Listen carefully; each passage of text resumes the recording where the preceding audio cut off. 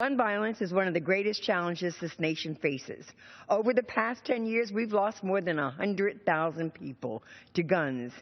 Millions more have been victims of assaults and robberies and other crimes where a gun was involved. And many of the individuals in possession of these weapons shouldn't have had them in the first place.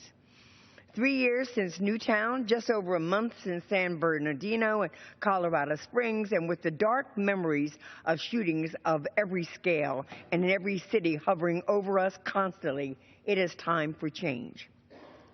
Gun violence in the United States runs the gambit of motivations from mental illness to religious extremism to political extremism to disastrous accidents, but they all involve a firearm. Many of these incidents are suicide, but they're all linked by the simple fact that they involve a firearm.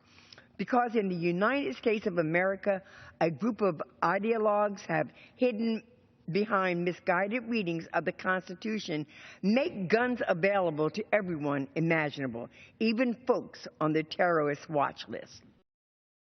The reality is that gun violence is an epidemic, and the NRA, along with those who blindly follow it, are deeply out of touch. When another tragedy strikes, my colleagues on the other side of the aisle reliably call for moments of silence right here on the floor. And while I support remembering victims, I cannot support silence where action is needed. Silence, Mr. Speaker, is what keeps weapons on our streets. Silence is the reason we've lost friends, sons, daughters, brothers, and sisters.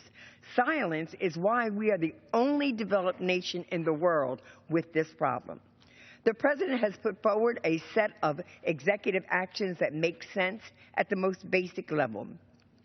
From strengthening background checks and bolstering enforcement to improving mental health services and research on gun safety and simple, common sense measures President Obama announced this week will save countless lives.